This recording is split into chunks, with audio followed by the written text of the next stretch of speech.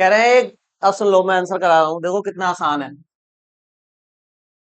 कह रहे हैं एक 10 किलो का मास है और वो एक स्प्रिंग लगा हुआ है, उस पर आकर टकराता है, यही है ना। 10 kg का मास कितनी स्पीड से आ रहा है इधर से? स्पीड कितनी है? 4 मीटर पर सेकंड से आ रहा है और यहाँ पे आगे जाके स्प्रिंग पे जाके टकरा गया, और स्प्रिंग पे टकराया तो स्प्रिंग क्या हो गया बताइए? कंप्रेस, छोटा हो गया ना स्प्रिंग। पहले यहां तक था, तो यहां से यहां तक स्प्रिंग की क्या हो गई? लेंथ चेंज, एक्स मान लिया उसको मैंने। समझ गया ना क्वेश्चन तो क्या है? इधर से 10 किलो का मास आया, स्प्रिंग पे टकराया, तो स्प्रिंग क्या हो गया? कंप्रेस, और ये मास यहीं रुक गया, आगे भी नहीं आया वापस, स्टॉप। तो स्प्रिंग पहले यहां तक थी, अब वो छोटी हो गई, तो आपको बताना है स्प्रिंग कितनी छोटी हुई है। अब बताओ इसमें कैसे करेंगे इस क्वेश्चन को, बताओ। अच्छा, एक चीज दे रखी है, के की वैल्यू, स्प्रिंग फोर्स कांस्टेंट दे रखा है, कितना दिया है वो बताओ? 4 × न्यूटन पर मीटर, यही है। बहुत आसान है यार। ये जो मास आ रहा था, सुन लो, एनर्जी का कॉन्सेप्ट है पूरा। ये मास जो आ रहा था, इसके पास कौन सी एनर्जी थी? काइनेटिक एनर्जी है ना, ये मोशन में है, देखो 4 मीटर पर सेकंड से, तो इसके पास कौन सी एनर्जी है? मतलब इसकी काइनेटिक एनर्जी, जब ये स्प्रिंग से टकरा कर रुक गया, तो इसकी काइनेटिक एनर्जी कहां गई? स्प्रिंग के अंदर। अरे इसकी काइनेटिक एनर्जी कहां गई? अब स्प्रिंग भी रुका हुआ है, मास भी रुका हुआ है, तो मास की काइनेटिक एनर्जी कन्वर्ट हो गई स्प्रिंग की पोटेंशियल एनर्जी में। पोटेंशियल एनर्जी तभी होती है जब रुकी हुई होती है कोई चीज। तो स्प्रिंग भी रुका हुआ है और मास भी रुका हुआ है, तो मैं यहां कहूंगा कि kinetic energy of mass, English में लिख दूं ना, काइनेटिक एनर्जी ऑफ किसकी? मास की, कन्वर्ट हो गई किसमें? Potential energy of spring. जितनी काइनेटिक एनर्जी थी मास के अंदर, वो सारी की सारी स्प्रिंग की पोटेंशियल एनर्जी में कन्वर्ट हो गई। बस ये कॉन्सेप्ट है। अब बताओ काइनेटिक एनर्जी मास की कितनी लिखूं, क्या फॉर्मूला लिखूं यहाँ पे, बताओ लड़की। इसकी काइनेटिक एनर्जी का 1/2 m v², यही होता है काइनेटिक एनर्जी। स्प्रिंग की पोटेंशियल एनर्जी का फॉर्मूला बताओ, इन्हीं को बताना है बस। mgh बता रही है, ठीक है। Potential energy of spring mgh बता रही है, ठीक है। अच्छा अच्छा, चलो स्प्रिंग का बताओ। कल नहीं आई थी तुम? ये कल नहीं आई थी? अच्छा, चलो फिर तुम बताओ प्रियांक। 12 k x², ये थी स्प्रिंग की पोटेंशियल एनर्जी, तो कल बताई थी। ये x वही तो होता है, डिस्प्लेसमेंट। देखो x डिस्प्लेसमेंट ही तो होता है। तो यहाँ बताओ, सब कुछ पता है तुम्हें? हाफ से हाफ कैंसिल कर दो, लो। m पता है, p पता है, k पता है, निकालो x जल्दी, करो कैलकुलेट। 1/50, ये मतलब 0.2 हुआ ना ये तो, है ना? अरे 0.2 ही तो हुआ, या 0.02 हुआ? 0.02 मीटर है। चलो देखो, इधर देखो इधर, अब हाँ इधर देखो। m कितना है, मैं करा रहा हूँ, m कितना है? 10। p कितना है? 4। यहाँ बताओ k कितना है? 4 × 10 की पावर, और x की वैल्यू तो निकालनी है, सही है यहाँ तक? ये 4 का स्क्वायर कितना हो जाएगा? और ये पूरी वैल्यू इसके अपॉन में आएगी ना, 4 × 10 की पावर 5 इज इक्वल टू, हमें एक्स स्क्वायर निकालना है तो सारा मल्टीप्लाई वाला डिवाइड में लेके जाएंगे। अब बताओ 4 से ये कट हो गया कितनी बार में? सही है, तो बताओ क्या बचेगा? 4 × 10 और अपॉन में 10 की पावर, और इज इक्वल टू, यही है भाई, है ना? अब मैं ध्यान से देखो क्या कर रहा हूँ। यहाँ पे 10 पे पावर कितनी है? 1, और यहाँ पे कितनी है? ये 5 ऊपर जाएगा तो माइनस का हो जाएगा ना, तो 4 × 10 की पावर 1 - 5 लिख सकता हूँ। डिवाइड में पावर क्या हो जाती है? माइनस हो जाती है ना, तो 1 में से 5 को क्या कर दिया? माइनस ऐसे करो, ये ज्यादा आसान तरीका है। तो बताओ 1 में से 5 गया कितना आएगा, माइनस का और एक्स स्क्वायर। अब स्क्वायर हटाते हैं तो क्या लगता है, तो ऐसे लिख देता हूं इधर एक्स और इधर क्या लगा देता हूँ रूट। रूट में क्या लिखूं, 4 × 10⁻⁴ सही है यहां तक। अब बताइए 4 का रूट से बाहर कितना आएगा, और पावर जब रूट से बाहर आती है तो आधी हो जाती है। हाँ तो 4 का क्या हो जाएगा, 2 मीटर। बिल्कुल ऐसी करा है, ऐसे करना चाहिए था, ये सबसे आसान तरीका है, नोट करो।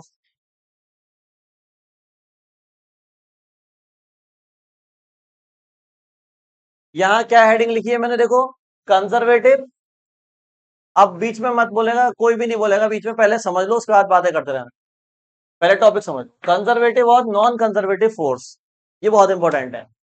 देखो मैंने बताया था कि पोटेंशियल एनर्जी कब आती है, जब हम क्या करते हैं, वर्क करते हैं। जब आप वर्क करते हैं तो आपका वर्क पोटेंशियल एनर्जी में स्टोर हो जाता है। किसी ऑब्जेक्ट को हाइट पे ले जाने में क्या होगा, वर्क होगा, वही वर्क पोटेंशियल एनर्जी में स्टोर हो जाएगा। स्प्रिंग को खींचने में क्या होगा, वही वर्क पोटेंशियल एनर्जी में स्टोर हो जाएगा। स्प्रिंग को कंप्रेस करने में क्या होगा, वर्क, वही वर्क पोटेंशियल एनर्जी में स्टोर हो जाएगा। बात समझ में आ गई। मतलब मैंने कहा था कि वर्क जो होगा वो ही पोटेंशियल एनर्जी में स्टोर होगा। अब मुझे बताओ कि जैसे ये कोई स्टूल है मेरे पास, स्टूल देना जरा 1 मिनट। जैसे ये स्टूल है, इस स्टूल को मैंने फोर्स लगा के ऐसे आगे कर दिया, आगे करा ना मैंने, तो मैंने वर्क करा नहीं करा, वर्क तो किया। तो क्या इस स्टूल में पोटेंशियल एनर्जी आ गई, क्यों नहीं आई, क्यों नहीं आई,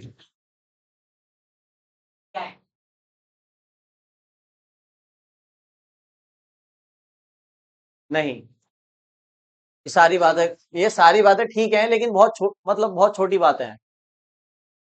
देखो बड़ी बात वही बता रहा हूँ, बड़ी बात क्या है, मैं बता रहा हूँ, एक एक सीढ़ी करके तुम्हें चढ़ाऊंगा ऊपर, है ना। एकदम से अगर मैं तुम्हें ये बता देता तो समझ में नहीं आता। आप समझो, मैंने कहा था जब भी वर्क होगा तो पोटेंशियल एनर्जी स्टोर होगी।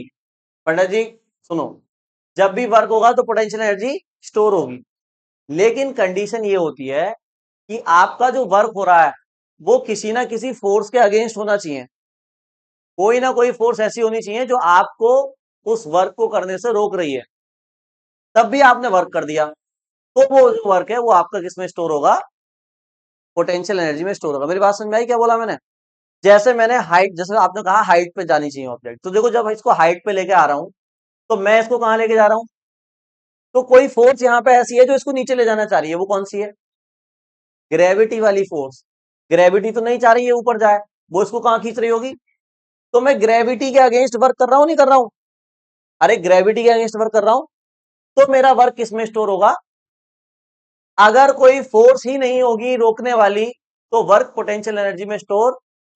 अब स्प्रिंग के केस में भी आपने ये देखा था, देखो जब मैं स्प्रिंग को खींच रहा था तो कोई फोर्स थी उसे वापस ले जाने वाली, नहीं थी, थी, जिसको हमने क्या कहा था, स्प्रिंग फोर्स। तो आप किस फोर्स के अगेंस्ट वर्क कर रहे थे, स्प्रिंग फोर्स के, तब भी आपका वर्क किसमें स्टोर हुआ, पोटेंशियल एनर्जी में। यानी जब वर्क, सुन लो ध्यान से, जब वर्क किसी फोर्स के अगेंस्ट होता है तब वो स्टोर होता है किसमें, अभिषेक अभी अमित मत करो या तो बहुत मारूंगा वहीं आकर, केवल सुन लो जो मैं बता रहा हूं। वर्क जब किसी फोर्स के अगेंस्ट होगा तब वो किसमें स्टोर होगा, यहां तक समझ गए। ठीक है, जैसे ग्रेविटेशनल फोर्स के अगेंस्ट वर्क हुआ, स्प्रिंग फोर्स के अगेंस्ट वर्क हुआ, तो gravitational potential energy, spring potential energy, सही है यहां तक। अब स्टूल दो, अब जब स्टूल को मैंने आगे किया तो क्या किसी फोर्स के अगेंस्ट वर्क किया है मैंने, नहीं किया है। कोई ना कोई फोर्स ऐसी थी जो मुझे अपोज कर रही थी या नहीं कर रही थी, कर रही थी, कौन सी, फ्रिक्शन फोर्स। तो किसी फोर्स के अगेंस्ट तो वर्क हुआ है, तो इसमें क्या आनी चाहिए, लेकिन आई क्या, तुम्हें कैसे पता नहीं आई, क्या होता अगर पोटेंशियल एनर्जी आ गई होती तो क्या होता, नहीं यार, अभी तक शेप पे ही हो तुम। अगर पोटेंशियल एनर्जी स्टोर हो जाती है इसका क्या मतलब है बताइए, जब स्प्रिंग को खींचा तो पोटेंशियल एनर्जी आई। कैसे पता चला आपको आई? क्योंकि जब मैंने उसको छोड़ा तो उसमें कौन सी एनर्जी आई थी? Kinetic energy. यही तो सबूत है कि पोटेंशियल एनर्जी है, क्योंकि पोटेंशियल एनर्जी किसमें कन्वर्ट हुई है? ये मैंने मास को ऊपर हाइट पे लेके गया, पोटेंशियल एनर्जी आ गई। क्या सबूत है? छोड़ दूं इसको? छोड़ दूंगा तो कौन सी एनर्जी आ जाएगी? ये सबूत होता है कि पोटेंशियल एनर्जी है या नहीं है। जब स्टूल को आगे लेके गया और छोड़ दिया मैंने वहां पे, वापस अपनी जगह आया क्या? नहीं आया। मतलब ये जो मैंने वर्क किया, ये वर्क रिकवर नहीं हुआ, वापस मुझे नहीं मिला, पोटेंशियल एनर्जी की फॉर्म में मिला ही नहीं। इसका मतलब ये वर्क पोटेंशियल एनर्जी में स्टोर ही नहीं हुआ। और ये स्टोर क्यों नहीं हुआ, सवाल यहां है। क्योंकि यहां पे भी तो हमने फोर्स के अगेंस्ट वर्क करा है। कौन सी फोर्स है? फ्रिक्शन, जो घर्षण बल फर्श ने लगाया, उसके विरोध में हमने वर्क करा है। तो मैं अब आपको टॉपिक से इंट्रोड्यूस कराऊं। देखो क्या नाम लिखा हुआ है मैंने, कंजर्वेटिव और नॉन कंजर्वेटिव फोर्स। फोर्स दो टाइप की होंगी। एक फोर्स होंगी कंजर्वेटिव, दैट इज संरक्षी। एक फोर्स होंगी असंरक्षी, नॉन कंजर्वेटिव। जब आप कंजर्वेटिव फोर्स के अगेंस्ट वर्क करोगे तब कौन सी एनर्जी स्टोर होगी? Potential energy. लेकिन जब आप नॉन कंजर्वेटिव फोर्स के अगेंस्ट वर्क करोगे तो पोटेंशियल एनर्जी स्टोर नहीं होगी। फ्रिक्शन फोर्स कैसी फोर्स होती है? Non conservative. ग्रेविटेशनल फोर्स कौन सी फोर्स होती है? स्प्रिंग फोर्स कौन सी फोर्स होती है? यानी ऐसी फोर्स जिनका वर्क रिकवर किया जा सकता है, क्या कहलाएंगी? और ऐसी फोर्स जिनका वर्क रिकवर नहीं किया जा सकता, वापस नहीं मिल सकता आपको, क्या कहलाएंगी? बात समझ में आ गई? हेडिंग लिखिए कंजर्वेटिव फोर्स।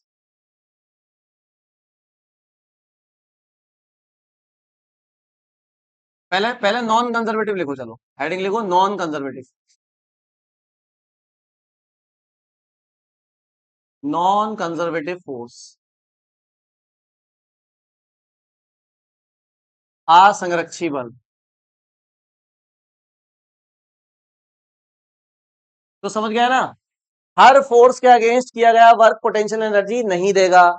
कुछ फोर्स ऐसी होती हैं जिसमें वर्क तो होगा लेकिन पोटेंशियल एनर्जी नहीं मिलेगी। उन्हीं फोर्स को क्या कहते हैं? हिंदी में डेफिनेशन लिखो पहले। लिखो ऐसे बल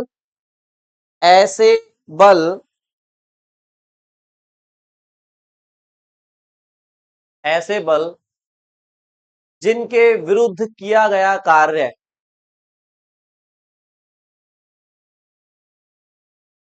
ऐसे बल जिनके विरुद्ध किया गया कार्य, ऐसे बल जिनके विरुद्ध किया गया कार्य किसी भी स्थिति में, जिनके विरुद्ध किया गया कार्य किसी भी स्थिति में दोबारा प्राप्त नहीं किया जा सकता। किसी भी स्थिति में दोबारा प्राप्त नहीं किया जा सकता, वर्क रिकवर नहीं हो सकता। कर दिया तो कर दिया, प्राप्त नहीं किया जा सकता। ऐसे बलों को असंरक्षी बल कहते हैं। ऐसे बलों को दोबारा प्राप्त नहीं किया जा सकता, ऐसे बलों को असंरक्षी बल कहते हैं। एग्जाम्पल क्या होंगे इसके, बताओ। अभी एक एग्जाम्पल क्या दिया मैंने? कौन सा force? Friction force. Friction force के अगेंस्ट जो वर्क होगा वो दोबारा नहीं मिल सकता। तो घर्षण बल कैसा हो गया हमारा? नॉन कंजर्वेटिव हो गया, दैट इज असंरक्षी बल हो गया।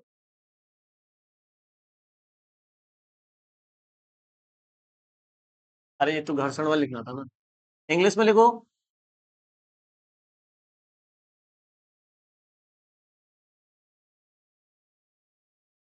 लिखो, there are some forces, there are some forces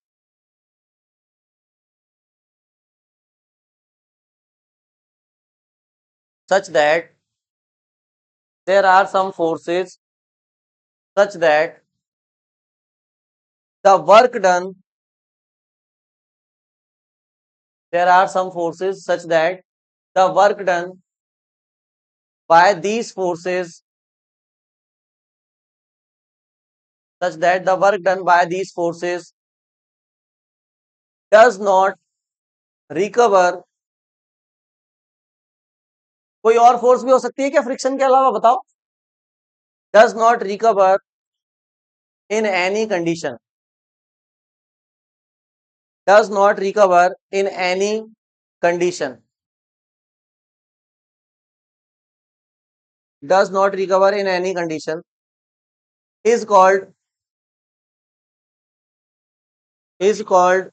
non conservative force, is called non conservative force. Example लिखो। अरे फिर बोलना स्टार्ट कर दिया तुमने। एग्जाम्पल लिखो, फ्रिक्शन फोर्स। और कौन सी फोर्स है ऐसी बताओ? और कोई फोर्स है ऐसी? कौन सी है?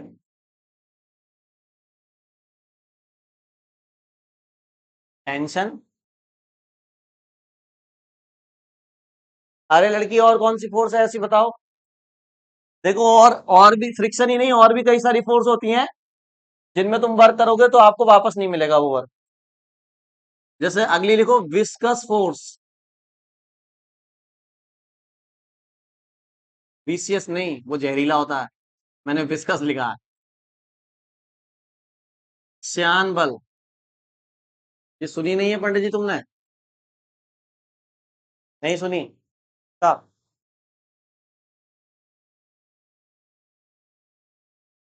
हाँ, क्या? आटा या बेसन? श्यान बल बताओ क्या होता है? हाँ, बिल्कुल सही बताया टीप के इन्होंने। कांटेक्ट फोर्स का एग्जांपल है विस्कस फोर्स। मतलब ये लगता है लिक्विड्स में लगता है ये। सही कह रही है। देखो, मैं ऐसा समझाऊं, देखो मान लो मैं फर्श पर यहाँ पे शहद गिरा दूं और मैं पानी गिरा दूं, तो कौन ज्यादा जल्दी से स्प्रेड हो जाएगा? है ना? तभी भी नहीं बता पा रहे तुम, ये भी तो देखो। गरीबी से बुरा हाल। अब इधर देखो, तो पानी जल्दी से स्प्रेड हो जाएगा क्योंकि पानी की जो लेयर्स हैं, हाँ रुक जाओ, पानी की जो लेयर्स हैं उसके बीच लगता है कौन सा फोर्स? कोई भी लिक्विड ऐसे लेयर्स में चलता है। ऐसे याद रखो, लेयर्स में चलता है। लेयर समझते हो ना? परत, एक परत, दूसरी परत, तीसरी परत। तो इन लेयर्स, ये लेयर्स आपस में एक दूसरे से कांटेक्ट में होती हैं तो फोर्स लगाती हैं। इन फोर्स को ही क्या बोलते हैं? शहद की लेयर में फोर्स ज्यादा लगेगी इसलिए वो धीरे धीरे स्प्रेड होगा, और पानी में फोर्स कम लगेगी इसलिए वो तेजी से स्प्रेड होगा। नहीं, प्रैक्टिकल मत दिखाओ, समझ गया था? अरे समझ गए? तो ये भी कैसा फोर्स है बताओ? Non conservative. सही है, समझ गया था। अच्छा, अब एक सवाल का जवाब दो मुझे। मैंने तुमसे अभी बताया था कि जो भी एनर्जी होती है वो कभी भी खत्म नहीं होती, है ना? स्टूल दो। तो ये मैंने इस स्टूल पे वर्क करा। अरे सुन लो, ये मैंने इस स्टूल पे क्या किया? वर्क किया। वर्क किया भाई, सही है, यहाँ पे सबने देखा भी मैंने वर्क किया। तो ये मेरा वर्क पोटेंशियल एनर्जी में स्टोर हो जाना चाहिए था, नहीं हुआ। क्योंकि किस फोर्स के अगेंस्ट किया है मैंने? और फ्रिक्शन ऐसी फोर्स है जो वर्क वापस नहीं देती, नॉन कंजर्वेटिव है। लेकिन यार मेरी एनर्जी तो लगी इस वर्क में। मान लेता हूं मेरी 50 जूल एनर्जी लगी। कितने जूल? वो कहाँ है एनर्जी फिर मेरी? वो 50 जूल एनर्जी कहाँ गई? क्योंकि एनर्जी कभी भी खत्म, बताओ फिर कहाँ है? काइनेटिक में चली गई। काइनेटिक में तो अब चेंज होना था इसको। काइनेटिक में तो अब चेंज होना था इसको पंडित जी। मतलब अब बदलना था काइनेटिक में, अगर बदलती तो। जैसे मैं इस मार्कर को लेके जा रहा हूं, तो तुम तो ये कहते हो कि मेरा जो वर्क है वो काइनेटिक एनर्जी में जा रहा है, तो पोटेंशियल कहां से आ गई इसमें? लेकिन पोटेंशियल एनर्जी आती है ना छोड़ने के बाद आती है, क्या? स्टूल छोड़ने के बाद काइनेटिक आनी चाहिए थी, वो नहीं आई। वो क्यों नहीं आई? क्योंकि नॉन कंजर्वेटिव फोर्स है, इतना तो समझ गए। लेकिन एनर्जी तो गई, 50 जूल एनर्जी तो गई। वो एनर्जी कहां है? क्योंकि एनर्जी कभी भी खत्म नहीं होती है। आगे एक प्रिंसिपल कराऊंगा आइंस्टीन का, आइंस्टीन ने बताई थी ये बात जो मैं बता रहा हूं, energy neither be created nor be destroyed, बस एक फॉर्म से दूसरी फॉर्म में कन्वर्ट होती है, बस। ना तो प्रोड्यूस कर सकते हो ना खत्म कर सकते हो, बस कन्वर्ट कर सकते हो एक फॉर्म से दूसरी फॉर्म में। कहाँ है इसकी energy?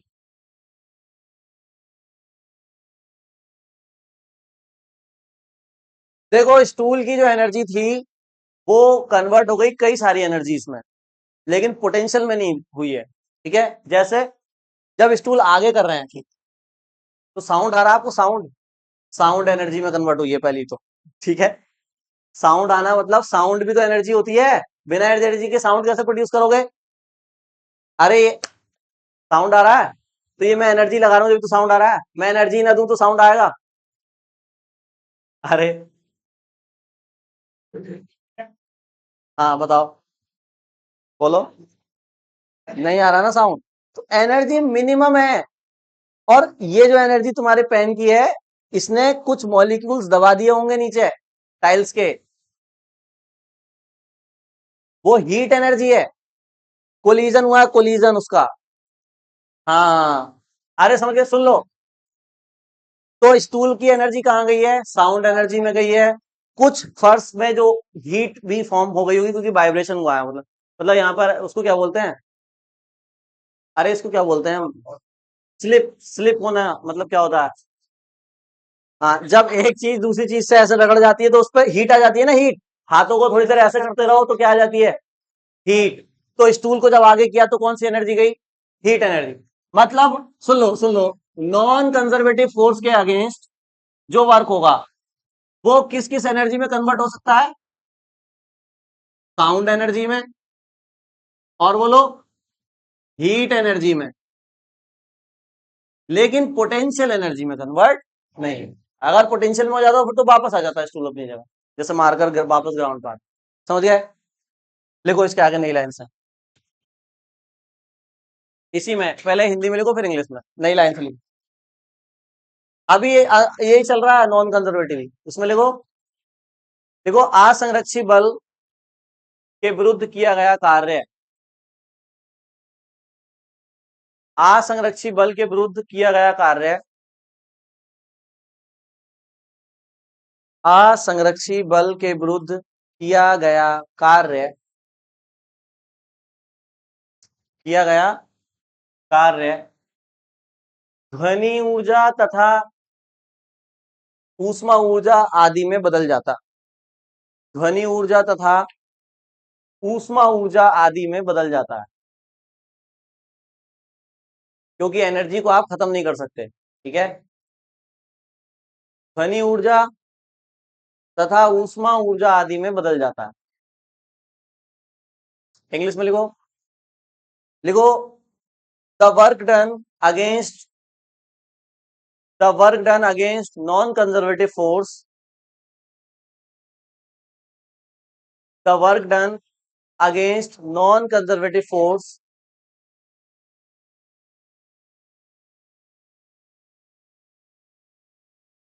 the work done against non-conservative force is converted into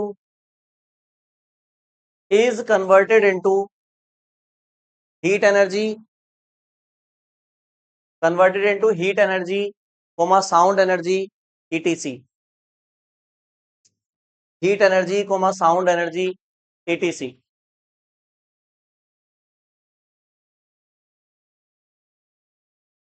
Heat energy and sound energy, etc. अरे समझ गए? सुन लो यार, अब सुन लो, और भी है अभी नॉन कंजर्वेटिव फोर्स में, और भी है, सुनते रहो पहले पूरी बात। हाँ सुन लो, सुन लो, सुन रहे हो ना? हाँ, अब देखो और समझो नॉन कंजर्वेटिव फोर्स का। मैं अभी कंजर्वेटिव पे नहीं जाऊंगा जब तक नॉन कंजर्वेटिव पूरा ना समझा दूं। क्या क्या समझ गए तुम नॉन कंजर्वेटिव में, बताओ? ये ऐसी फोर्स है जो वर्क को वापस रिकवर, यानी ये ऐसी फोर्स है जिनके अगेंस्ट जो वर्क होगा वो पोटेंशियल एनर्जी में कन्वर्ट, तो जाएगा कहां? तो जाएगा किसमें? साउंड एनर्जी में और हीट एनर्जी में। अब बात आती है दूसरी, समझो ध्यान से। मान लो मेरे पास यहां पे एक मास है m, ये ग्राउंड पे रखा हुआ है, सही है। इस बोर्ड को ग्राउंड मानो अभी के लिए तुम, ये बोर्ड क्या है? ग्राउंड है, और ये सुन लो यार, सुन लो, मुझे एग्जांपल बनाने दो। ये मास इस पे बोर्ड पे रखा है, मतलब बोर्ड एक ग्राउंड है, सही है। इसको मैं ए पोजीशन से बी पोजीशन तक लेके गया, सही है। ए पोजीशन से कहां लेके गया, बी पोजीशन तक। तो मैंने रास्ता कौन सा चुना है, ये वाला रास्ता चुना है मैंने। यहां से उठाया, इसको यहां रख दिया, सही है। अरे समझ गए। अगर मैं ये रास्ता ना चुनकर दूसरा रास्ता सिलेक्ट करता, देखो कैसे। अगर मैं इसको पहले ऊपर लेके जाता, फिर इधर लेके जाता, और फिर इधर ले आता। मैं ऐसे सीधे सीधे नहीं लेके गया, मैं ऊपर लेके गया, इधर लेके गया, इधर ले आया। ये कौन सा रास्ता है, दूसरा रास्ता है, ठीक है। मैं अगर दूसरा रास्ता ना चुनकर ये वाला रास्ता चुनता, ऐसे ऐसे लेके गया हूं, ठीक है। तो बताओ कितने रास्ते हो गए, ए पॉइंट से बी पॉइंट तक ले जाने के 3 रास्ते हो गए, सही है। अब ये तुम फर्श है ना, बोर्ड क्या है हमारा, फर्श है, फर्श भी तो लेके जा रहे हो, इधर से है, फिर इधर से है, फिर इधर से है ना, 3 रास्ते हैं। बताओ किस रास्ते में वर्क सबसे ज्यादा लगेगा, किस रास्ते का वर्क सबसे ज्यादा होगा।